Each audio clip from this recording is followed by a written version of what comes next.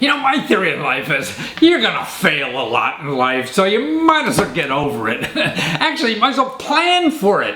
You know, and this next video, I want you, it's all about that. I mean, this is Margaret Wallace, who's got a big track record in the game industry and making apps and games with all the big people on television and all this kind of stuff. So she even got the license rights to like the Untouchables, you know, the old movie The Untouchables, or like 20th Century Fox or some big company like that. And actually she said it costs almost nothing to do that, you know, to get the rights to things nowadays. It wasn't like it is years ago. But anyway, she put this big thing together. We're going to make a lot of money on App Backer. This is where you raise money, you know, to back an app. She failed, man. She failed. But what she got out of that failure. Watch this. You learn so much from failing. Watch what she learned. Well, Margaret Wallace, you're with Playmatics.com, and I think you're the first woman I ran into in this gaming app industry. Wonderful to see you here. Great to see you. Wonderful to be here. And I think you're the only person that really talks the truth in this industry, because you were saying what you've learned from failing on trying to do crowdfunding. So, you know, tell us the project you were trying to get up and how you failed, because failing is great. That's the way you learn, right? Well, I think there are so many key components to a successful crowdfunding project. Uh-huh. And, we may not have all of these things in place, but some of the things that we should have probably paid more attention to included marketing our campaign. Ah. Just because we put it up there doesn't mean people are automatically going to discover it. Do you have any, even $50, $100 to put strategic ads in I see. websites? Did you, in addition to tapping friends and family and sending out emails, are there ways that you can broadcast more? We did use Twitter a lot to announce the crowdfunding project. We used Facebook a lot, and that was somewhat effective. But really, when you need to raise, tens of thousands of Yeah. dollars, I think it's always a good idea to just go that extra mile and think, where can I find cheap advertising Uh-huh. in the right channels? So even if, I mean, because doing, now you put an app, it was a game you were having called The Untouchables, right? Yes. Yeah, cool game. And you went on App Backer. So this is a crowdfunding source, right, for apps like yours are. Now, is there, on App Backer, does it cost you money to go on the site or not? Well, in our case, and I think it's different with different cases. Uh-huh. We partnered pretty closely with AppBacker and with Paramount, who own Oh, I see. They have the rights to I they see. have the rights to the Untouchables brand. So Uh-huh. we're essentially sub licensors of the. I see. Oh, cool. Our situation was a little bit Yeah. different, but we found it appealing because, as you know, having a brand is one of those things, or a famous name attached to a project is one of those things that'll get you more noticed Right. in a Kickstarter environment or an app backer environment than just being, Joe Schmo or Joanne. Um, Well, you were just Margaret Schmo from Philadelphia, and you somehow got Paramount to get into this deal with you, huh?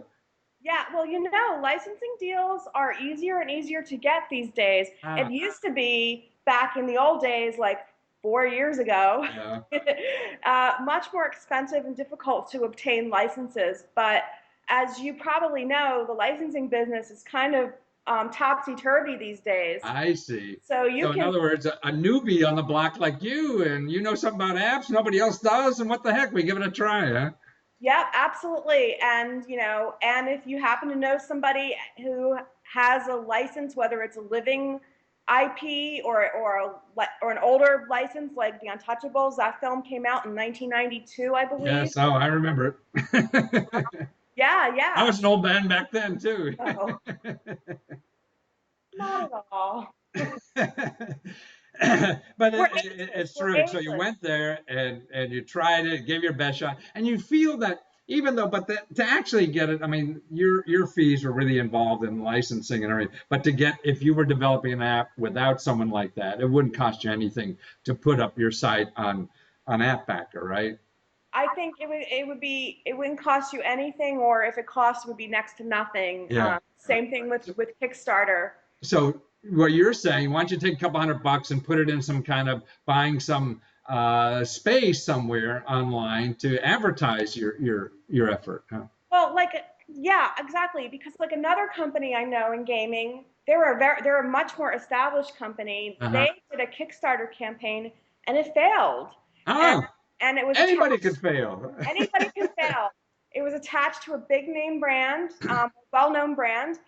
They spent quite a few months doing the video, the, Ah, yeah. quite a few months writing the Big script, production. big production, but nobody saw it. Details. Details, the eyeballs. so so you're going now another way. So you fail at Bagger, so you try Kickstarter from what you learned and go on because you're right. I mean, to me, it's a wonderful place to fail. So you learn, and now you go to another place and try it again. Yeah. Well, I've learned a lot from how to structure Kickstarter campaigns from also listening to podcasters Ah, who have done a pretty good job of mastering Kickstarter. And so a lot of the principles that we use in gaming to make games are great things for structuring into your Kickstarter campaigns. So if you reach certain funding amounts, that unlocks certain features, and ah. it's just or certain benefits of the game or the service you're offering, and it's just a way to communicate to your audience where their money's going. So it's Hmm. not just this big sort of amorphous pool of money. They know if they help unlock level 2, these other features or components or benefits will be added. So you learned a lot about how to structure it by listening to the podcasts about running crowdfunding campaigns, huh? Well, that and also just regular podcasts who are doing shows on a whole variety of topics. They've started their own Kickstarter campaigns to raise money for their show, Oh, I see. as opposed to getting sponsors. Yes. Um, and and for gaming, you know, there's no shortage of a lack of imagination and risk taking that Right. adversity. We all have an idea. Right. So, I mean, Kickstarter is just an avenue. If you really believe in something and you know there's an audience there and you've discovered that one way or another, and you can't get the funding because the traditional Right. publishers or the traditional investors are dubious, this is a way to let the people speak and to show directly, Yeah. to let your audience have an impact on what you're making and show directly what can be done without this investment money, just Right. by going to your audience. All right, but it cuts out that middleman. It cuts out that big guy, the fat cat with the cigar, who's going to make you hire his girlfriend or something. Yep, exactly. And he's never played a video game in his life. Yeah, what does he know? Yes.